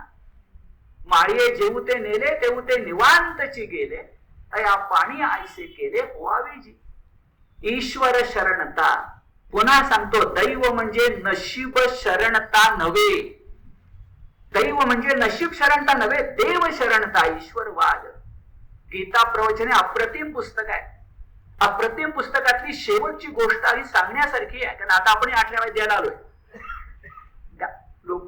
विनोबाची त्या ठिकाणी सांगतात दादू पिंजाऱ्याचं उदाहरण देऊन की दादू पिंजारी त्याच्या अभंगातून म्हणतोय की अरे बकरीकडे जरा लक्ष द्या. बकरी जोपर्यंत जिवंत आहे तोपर्यंत ती मे मे मे मे म्हणते, म्हणजे मी मी मी मी म्हणते. आणि बकरी मेल्यानंतर तिच्या शरीराची कातड्याची तात काढून पिंजणाला लावली की ती तुई तुई तुई तुई करायला लागते. म्हणजे तुही तुही तुही तुही करायला लागते. म्हणजे मी मी म्हणणारी तू तू म्हणायला लागते. तसं तोमैव तोमैव तोमैव म्हणणं म्हणजे दैव मेवात्र पंचमम. विनोबानी गीता प्रवचनातल्या 108 विषयांची 108 साम्य सूत्र केली. गीता प्रवचनातल्या 108 विषयांची, नुसते परिच्छेद नाही, विषयांची 108 साम्य सूत्र केली साम्य तत्वज्ञानासाठी. त्यातलं शेवटचं सूत्र आहे, शब्द बघा, अहम मुक्ती शब्दात. शेवटचं सूत्र अहम शब्दात मुक्ती. अहम टाकला, मीपणा टाकला, दैव चैवात्र पंचमम. मीपणा टाकला, फलत्याग. विनोबा म्हणतात त्या सूत्रामध्ये त्वमैव त्वमैव त्वमैव. आपण पूजा करताना तेच म्हणतो ना, इदम न मम. त्वमैव, तुझं आहे तुला दिलं. अरे सागराचे जल सागरा अर्पण, तेथे माझेपणा काही नाही. आपण नदीमध्ये उभारून अर्घ्य देतो म्हणजे काय? सागराचे जल सागरा अर्पण, तेथे माझेपण काही नाही. हे जर ध्यानामध्ये घेतलं त्वमैव त्वमैव त्वमैव, अहम मुक्ती शब्दात, अहम शब्दात मुक्ती, हे विनोबांचं सांगणं आपल्याला निश्चितपणे पटेल. हेच गोष्टीतून आपल्याला सांगितलं गेलं. अरे त्या द्रौपदीच्या थाळीमधलं शेवटचं पान खाऊन सुद्धा भगवंतानं ढेकर दिली. भगवंतासाठी, द्रौपदी भगवंतासाठी म्हणून शेवटी तिला कृष्णालाच हाक मारली त्या दुर्धर प्रसंगात. ईश्वर शरणता त्या द्रौपदीची घेण्यासारखी आहे. देवाला सगळं देवाला आहे. पान खाऊन भगवंत इतका आनंदी होतो. आणि कशाला जास्त कशाला बोलू, एक श्लोक जरा आठवा, सगळं सगळं देवाला दे रे बाबा. बघा, सगळं देवाला दे म्हणजे देवासाठी कर. देवाला दे म्हणजे देवासाठी केलंस की फल त्यात आपोआप होतो. आपण जीवनामध्ये बघा, देवासाठी करायचा प्रयत्न करा. फळात आपण गुंतत नाही, कमीत कमी गुंतो. देवासाठी देणं हेच महत्वाचं. म्हणून 9व्या अध्यायामध्ये 27व्या श्लोकामध्ये मागं म्हटलं, यत करोशी यदस्नासी यत जुहोसी ददासी यत यत तपस्यसी कौंतेय तत्कुरुष्व मदर्पणम. तत्कुरुष्व मदर्पणम, मला अर्पण कर, दैव चैवात्र पंचम. त्या एका श्लोकाच्या पोटामध्ये इतकं सगळं लपलंय असं आपल्या लक्षात येईल. पण याहून महत्वाची गोष्ट कुठली असेल तर त्याहून महत्वाची गोष्ट श्लोक क्रमांक 18. आता मगाचा मुद्दा येणार आहे की आतापर्यंत कर्म त्रिपुटी सांगून झाली, आता भगवंत ज्ञान त्रिपुटी सांगतायत आणि दाखवून देतायत की ज्ञान, आता कर्म सांगितलं ना ते कर्म ज्ञानाशिवाय शक्य नाही. तर वाक्य बघा, कर्म ज्ञानाशिवाय शक्य नाही आणि ज्ञानानंतर कर्म न करणं हे शक्य नाही. जर तुला गीता धर्म पाळायचा असेल तर कर्म करायला ज्ञान पाहिजे. वाक्य बघा, कर्म करायला ज्ञान पाहिजे आणि ज्ञानोत्तर कर्म पाहिजे. कर्म करायला ज्ञान पाहिजे, ज्ञानोत्तर कर्म पाहिजे. हे कळायला पाहिजे असेल तर आपली सातही संत पंच ज्ञानदेव काय त्याने मिळवायचं राहिलं होतं. ज्ञानदेवांना जेव्हा निवृत्तीनाथांच्याकडून गहिनीनाथांचा उपदेश मिळाला तेव्हा काही उरलंच नव्हतं. आपण ज्ञानेश्वरी वाचली असेल तर ज्ञानेश्वरीमध्ये निवृत्तीनाथांचा उल्लेख करून ज्ञानदेव म्हणाले, हा सगळा समाज कलिमलग्रस्त आहे. कलिमल म्हणजे कलियुग, त्याला सोडवण्यासाठी तू संस्कृत गीता मराठीत आण. म्हणून ज्ञानेश्वरीचा जन्म आहे. ज्ञानोत्तर कर्म नाही. पंढरीचे नामदेव 10-12 वर्ष तिकडे जातात. उभई विठलू अडवई विठलू, विठलू बिन संसार नाही म्हणून ग्रंथ साहेब ग्रंथात 50 पद जातील एवढी विठ्ठल भक्ती उत्तरेतून शिकवतात. मी आपल्याला सांगतो, उत्तरेमधलं हिंदी साहित्यातलं संत मत, हिंदीचा थोडा अभ्यास असेल लक्षात येईल. हिंदी साहित्यातलं संत मत हे आपल्या नामदेवांनी सुरू केलं आहे. हिंदी साहित्याच्या इतिहासात नोंद आहे. ज्ञानोत्तर कर्म नाही. एकनाथ ज्ञानोत्तर कर्म नाही. तुकाराम ज्ञानोत्तर कर्म नाही. रामदास. लक्षात घेणं आवश्यक आहे. पुन्हा वाक्य, ज्ञान करायला कर्म लागतं, कर्म करायला ज्ञान लागतं आणि ज्ञानोत्तर कर्म लागते. आणण्याचं काम एकत्र गीतेनं केलंय. श्लोक क्रमांक 18 काय म्हटले बघा, ज्ञानम ज्ञेयम परिज्ञाता त्रिविधा कर्मचोदना कर्णम कर्म करते ती त्रिविध कर्म संग्रह. जरा त्या श्लोकाकडे नजर टाका. अरे कर्मसंग्रह मगाशी सांगून झाला. कर्मसंग्रह म्हणजे काय? कर्म निष्पत्ती. कर्म निष्पत्तीची 3 अंग कोणती? कर्णम, कर्म, कर्ता. म्हणजेच मागे जाऊन काय श्लोक वाचूया आपण, 3ची 4 होतील. अधिष्ठानम तथा कर्ता कर्णम च पृथक विधम विविधाश्च पृथक चेष्टा. 4 सांगितली, खरी ती 3च आहे. 3 कोणती? कर्णम, करणम म्हणजे साधन, कर्म आणि कर्ता. आणि वर काय म्हटले बघा, हे कर्म करायला ज्ञान लागतं रे. म्हणून वर म्हटले ज्ञानम ज्ञेयम परिज्ञाता.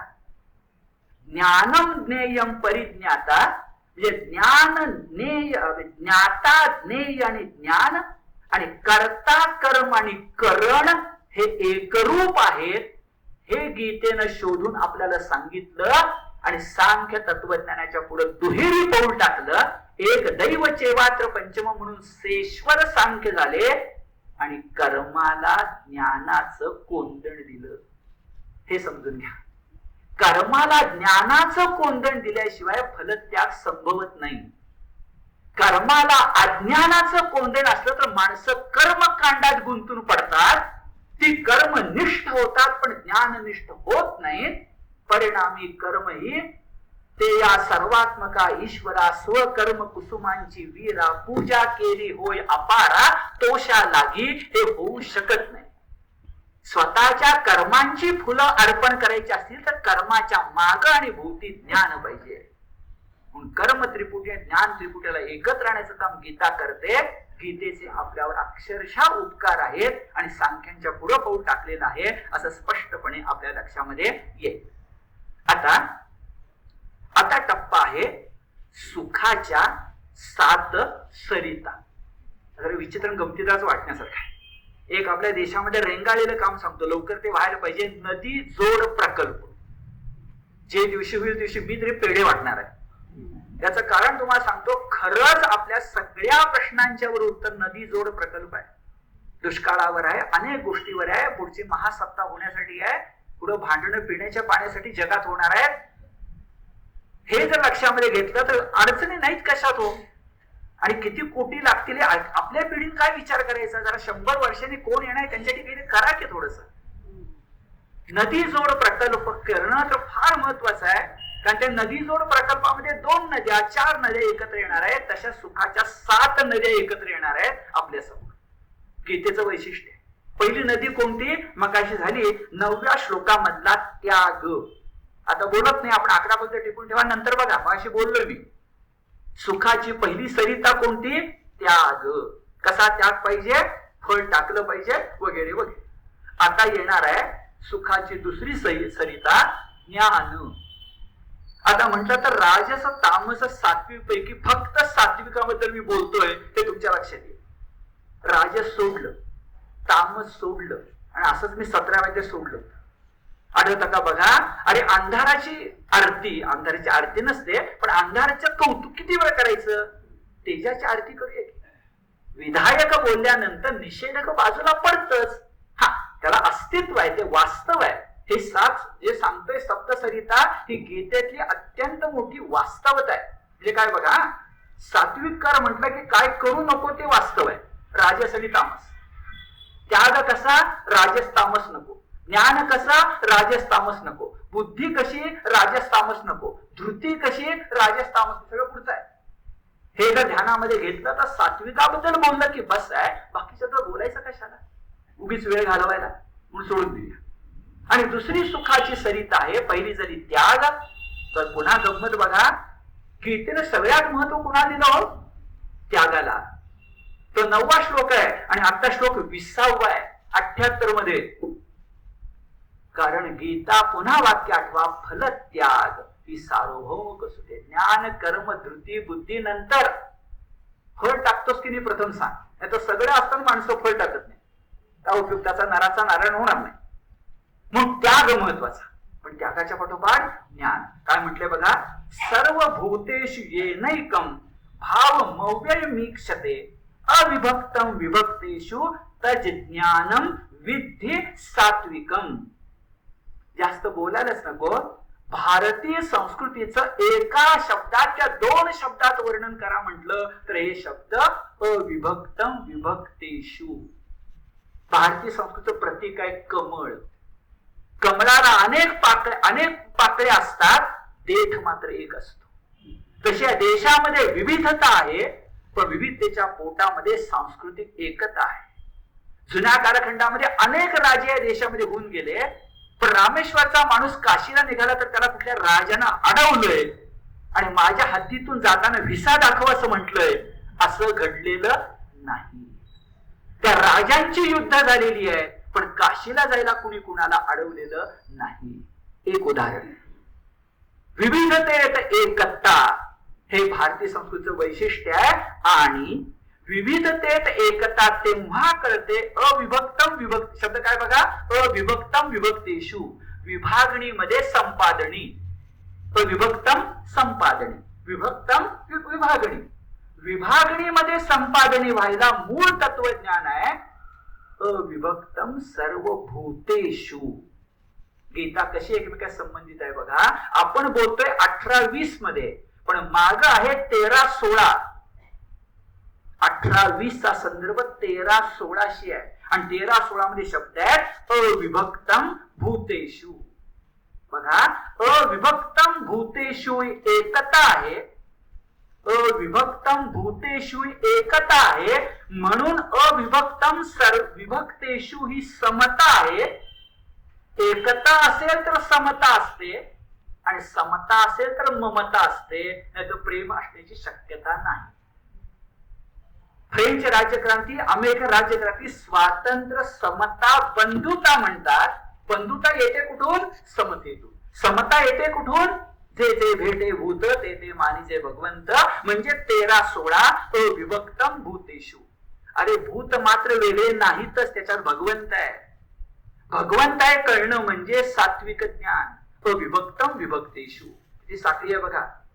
अविभक्तम भूतेषु अविभक्तम विभक्तेषु ज्ञानम सात्विकम मतम. त्याला सात्विक ज्ञान म्हणतात. हे सुखाचं दुसरं रूप. तिसऱ्या रूपाकडे आपण गेलो तर आता जायचंय कर्माकडे.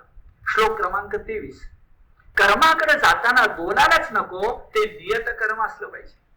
आता सासूबाईं दोनदा बघितलं तर नियत कर्म असलं पाहिजे, पण पुन्हा बघा भगवंत अर्जुनाला सोडायला तयार नाही. इथं सुद्धा कर्माची सुरुवात नियतनच आहे. श्लोक क्रमांक 23 मध्ये बघा, नियतम संगरहितम अराग द्वेषता कृतम. म्हणजे सगळं सांगताना नियत शब्द स्वधर्म भगवंत सोडतायत का, ही पुनरुक्ती शिष्याला उपकारक असते.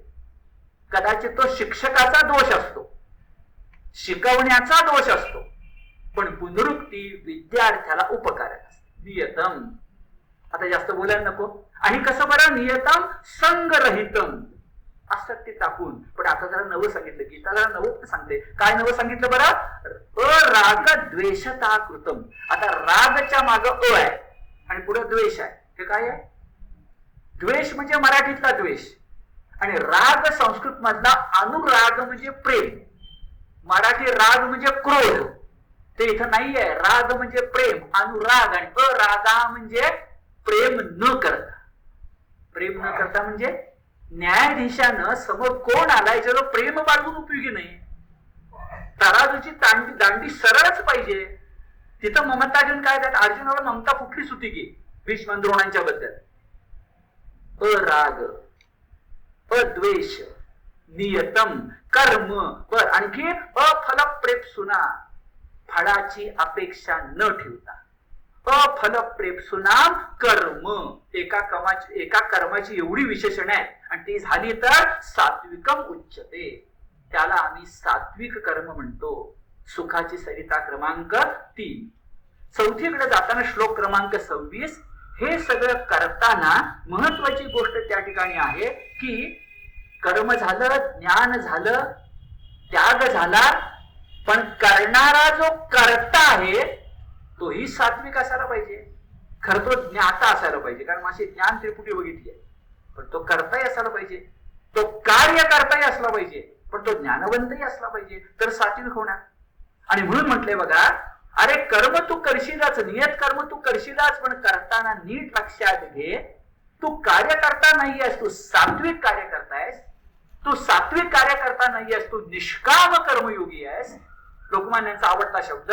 आणि निष्काम कर्मयोगी आहेस म्हणून सुरुवात बघा, मुक्त संगो नहंवादी धृत्युत्साह समन्विता सिद्ध सिद्ध्यो निर्विकारा करता सात्विक उच्चते. चौथं काय काय पाहिजे? मुक्त संगो. संग म्हणजे आसक्ती, टाकलेला. अनहंवादी, निरहंकारी.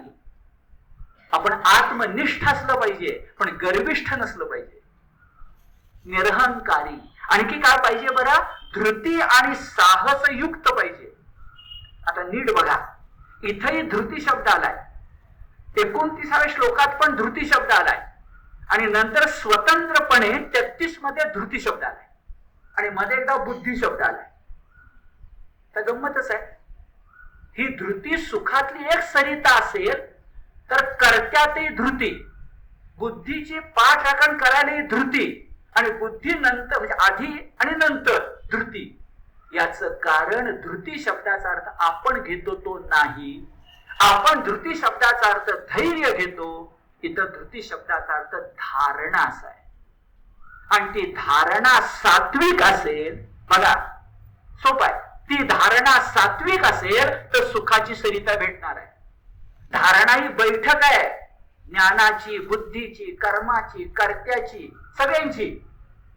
नाही तर नुसतं धाडस म्हटलं तर वेड धाडस पण असतं. वेड धाडस नव्हे.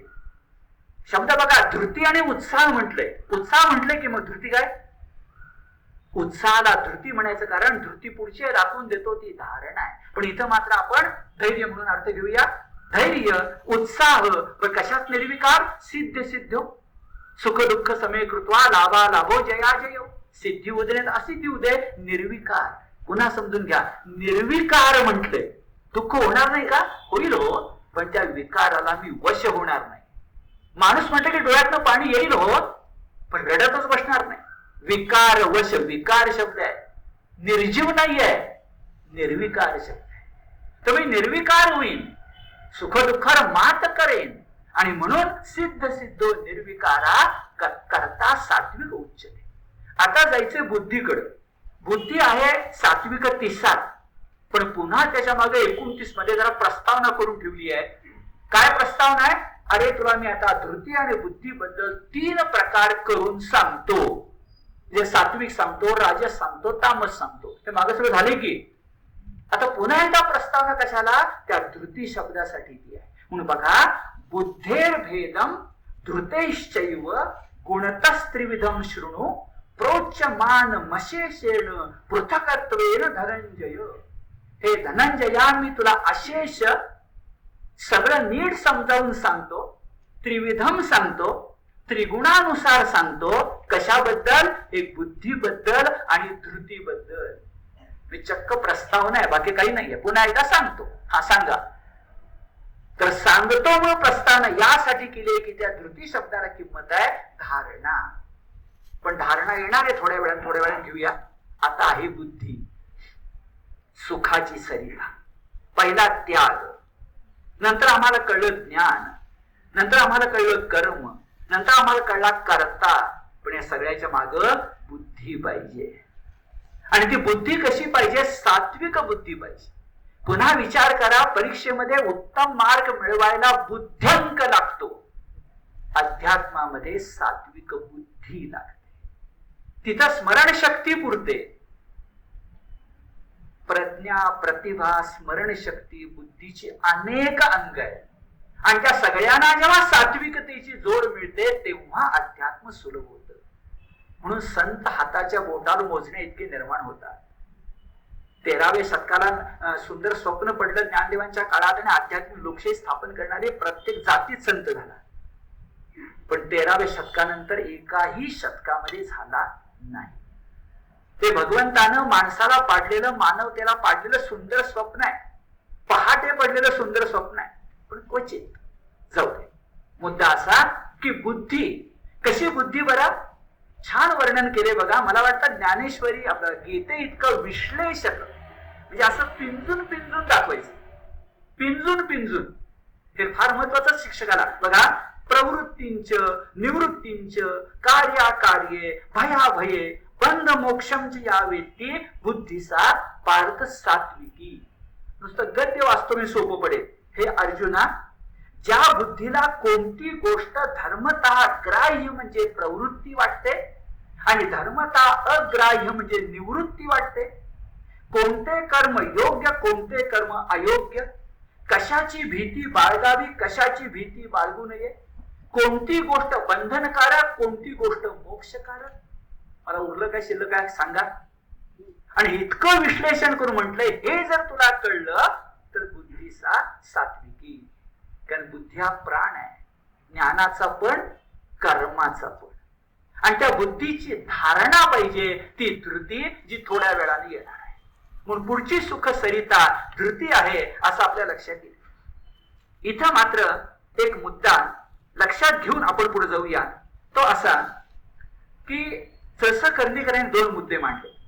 पहिला मुद्दा असा मांडला की बुद्धीचा अर्थ, आता बुद्धी झाली ना, बुद्धीचा अर्थ फक्त बुद्ध्यांकातली बुद्धी करू नका गीतेच्या बाबतीत, तर व्यवसायात्मिका बुद्धी करा असं कर्णिकर सांगतात. म्हणजे इतकं जी गीता वाचली ती कळेल.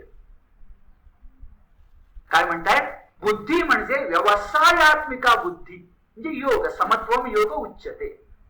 आणि धृतीचा अर्थ फक्त धारणा करू नका, तर जसं कर्णिकर म्हणतात, योग्य निर्णय शेवटास नेणारी शक्ती म्हणजे धारणा म्हणा. किती बरोबर आहे बघा. गीता तत्वमंजरी, योग्य निर्णय शेवटास नेणारी बुद्धी. आपण गीता संता वर्ग चालवतो, कंठस्थ गीता करतो, मोठ्या उमेदीनं करतो, पण 10वा 11वा अध्यायाला की आपली अडचण होते आणि जरा मागे पडतो आपण. त्या करूनही पाठ राहिलं नाही की आपल्याला चिंता वाटायला लागते. पण एकदा ठरवलं असेल तर 2 वर्ष लागतात का 3.5 वर्ष लागतात, कोण येते नंतर विचारायला. पार झाली म्हणजे झालं. योग्य निर्णय शेवटास नेण्याची बुद्धी म्हणजे धृती, व्यवसायात्मका बुद्धी म्हणजे बुद्धी. आणखी काय फार छान आहे. जसं कर्णिकर म्हणतात, गीता बघा कर्माच्या स्वरूपावरून किंमत ठरवत नाही, कर्माच्या हेतूवरून ठरवते. म्हणजे फलत्याग करतो. मी सगळं कर्म करतोय, सगळा व्यापार करतो, लोक म्हणतील काय लोभी माणूस आहे, धावतोय सारखा.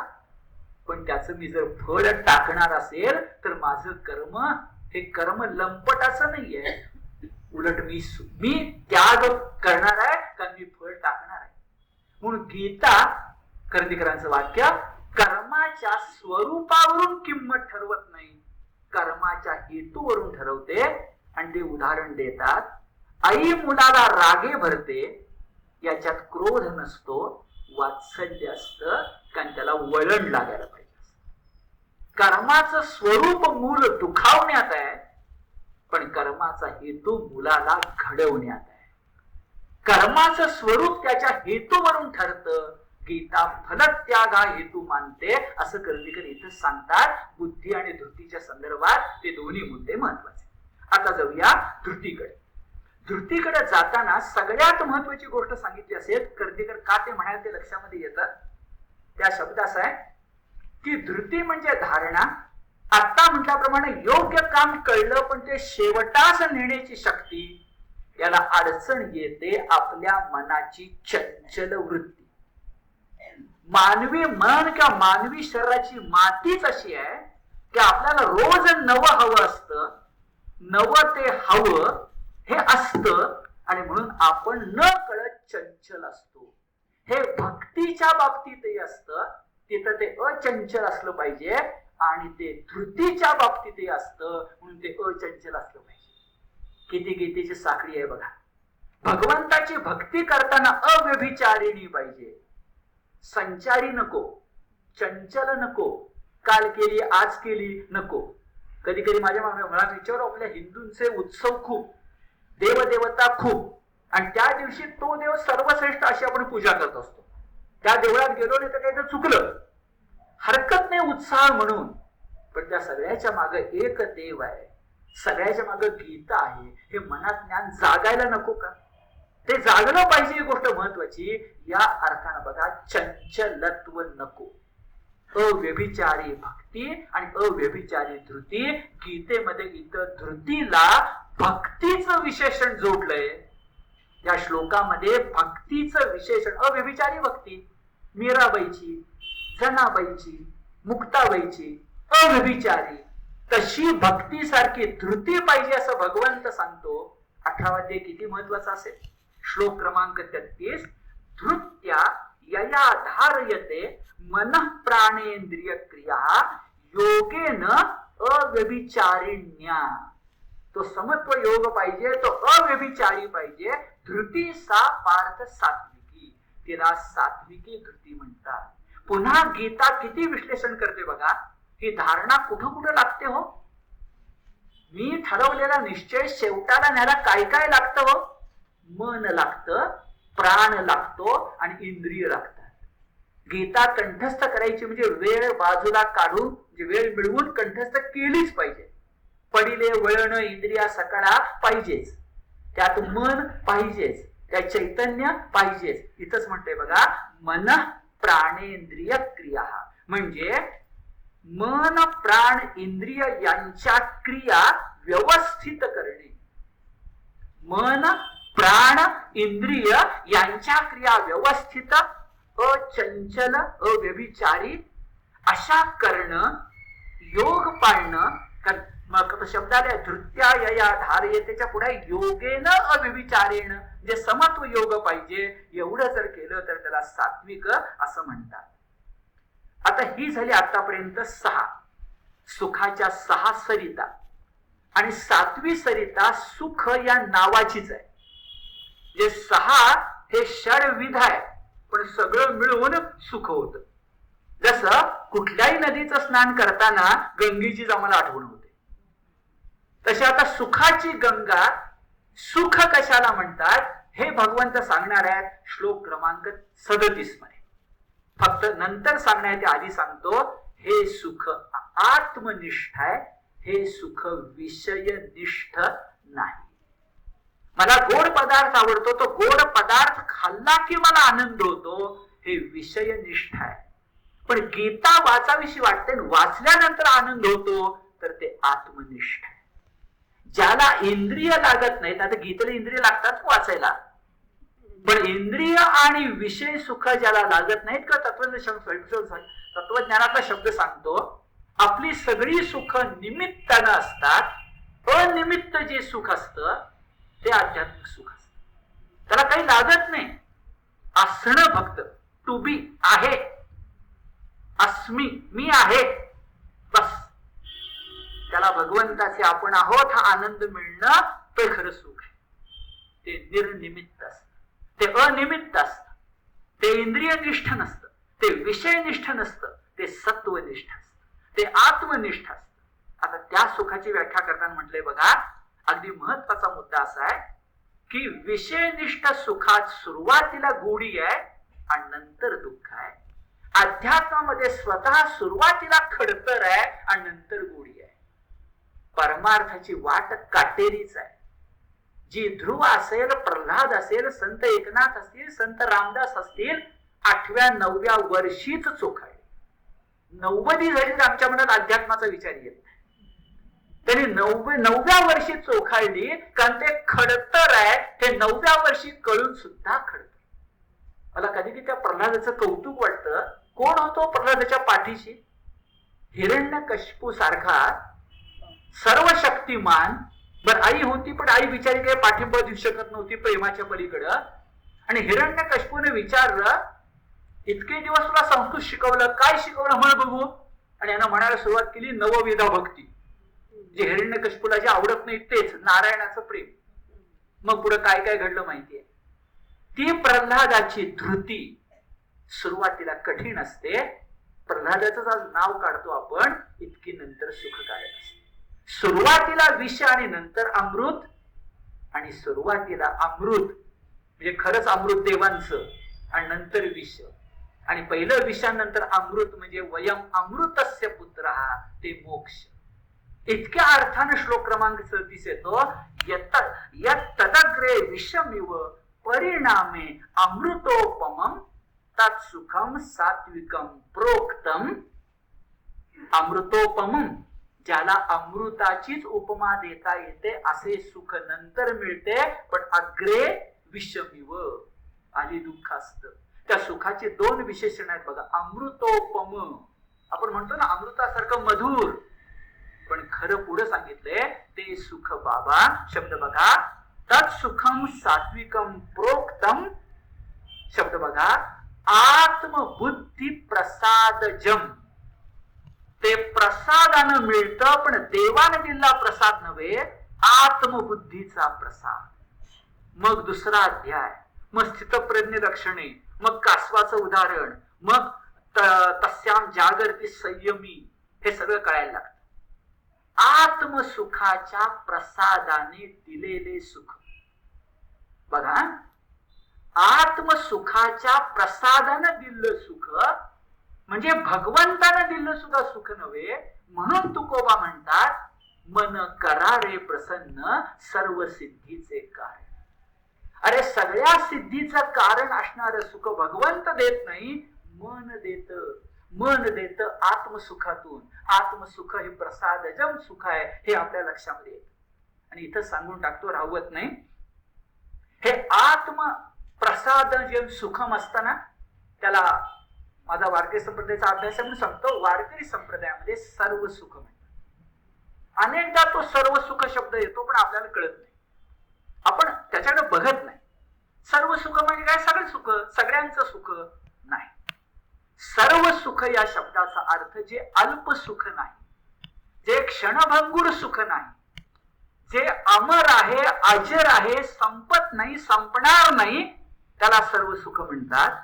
म्हणून पसायदानामध्ये काय शब्द आहे बघा, किंबहुना सर्व सुखी पूर्णा होऊन ती लोकी भजी जो आदि पुरुखी अखंडित. नाही तर वर एकदा म्हटले ना, जो जे वांछेल तो ते लाहो प्राणी जात. मग काय उरलं? कुठलं सुख उरलं? अहो उरलं सर्व सुख.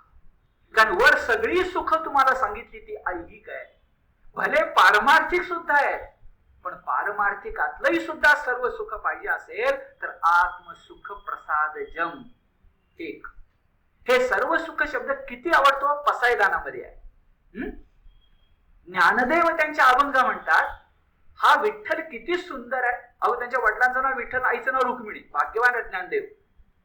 बाप रखमा देवी वरू, ते काय म्हणतात बरं, सर्व सुखाचे आगरू बाप रखमा देवी वरू. म्हणजे ही विठ्ठल मूर्ती नुसतं सुख देत नाही, सर्व सुख देते. किती वारकरी पंथाला प्रेम आहे आणखी सांग. ज्ञानेश्वरीमध्ये फार थोड्या वेळात ज्ञानेश्वरांनी प्रतिज्ञोत्तर असं म्हटलंय. हे ठामपणे तुम्हाला सांगतो, माझी ज्ञानेश्वरी वाचा, मग तुम्हाला मिळेल सगळं. ते सांगताना ते म्हणतात, मी सांगतो तेवढं ऐका की मोक्ष मिळेल, कृष्ण मिळेल, योग मार्ग मिळेल. मग सर्व सुखासी पात्र होईजे, हे माझे प्रतिज्ञोत्तर उघड ऐका. उघड म्हणजे स्पष्ट, निसंदिग्ध, हातचं न राखता मी सांगतोय तुम्हाला, सर्व सुखाला तुम्ही पात्र व्हाल. ज्ञानेश्वरीमध्ये काही जण पत्र म्हणतात, तो पाडभेद चुकीचा आहे. पत्र नाही, पात्र. सर्व सुखासी पात्र होईजे, हे माझे प्रतिज्ञोत्तर. भीष्म प्रतिज्ञा आठवा, मग ज्ञानेश्वर काय म्हणतात ते कळेल. हे माझे प्रतिज्ञोत्तर. तर उत्तर शब्दाचा अर्थ क्वेश्चन आणि आन्सर नव्हे, उत्तर म्हणजे संदेश. हे माझे प्रतिज्ञापूर्वक सांगितलेला संदेश, काम तर श्रीकृष्णाचा आहे. तो व्यासाने सांगितला, संजय आणि अर्जुनाने ऐकला आणि आपल्याला मिळाला. हे माझे प्रतिज्ञोत्तर उघड स्पष्ट ऐका. सर्व सुख शब्दावर वारकरी संप्रदाय का प्रेम करतो आपल्या लक्षात. ते सर्व सुख म्हणजे काय, आत्म बुद्धी प्रसादजम, यात कोणत्याही प्रकारची शंका नाही. आणखीन एक वचन माझ्या समोर ते सांगतो. सर्व सुख कसं असतं, ज्ञानदेव 18व्या अध्यायामध्ये 789व्या ओळीमध्ये म्हणतात, तरी ज्ञानामृत सोहळा डोळा पाहिजे रे. काय म्हटले बघा, अरे डोळ्याने बघूया तो ज्ञानामृत सोहळा. आपण ज्ञान अमृत म्हणू, उलटाय अमृत ज्ञान सोहळा. तो अमृत सुखाचा सोहळा डोळ्याने बघूया, असं 729व्या ओळीमध्ये ते म्हणतात. कांत आनंदात म्हणजे आनंदाच्या डोळी आनंद तरंग असं तुकोबाने म्हणावं, किंवा अवघाची संसार सुखाचा करीन आनंदे भरीन तिन्ही लोक, असं संतांनी म्हणावं. मुद्दा लक्षात आला. 7 नद्या मिळून ही सुखाची सरिता पूर्ण झाली.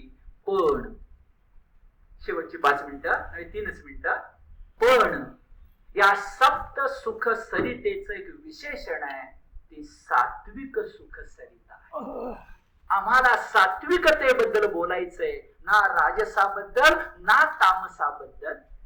आतापर्यंत आपण श्लोक क्रमांक 40 पर्यंत आलो. 18 अध्यायाचा निम्मा भाग झाला.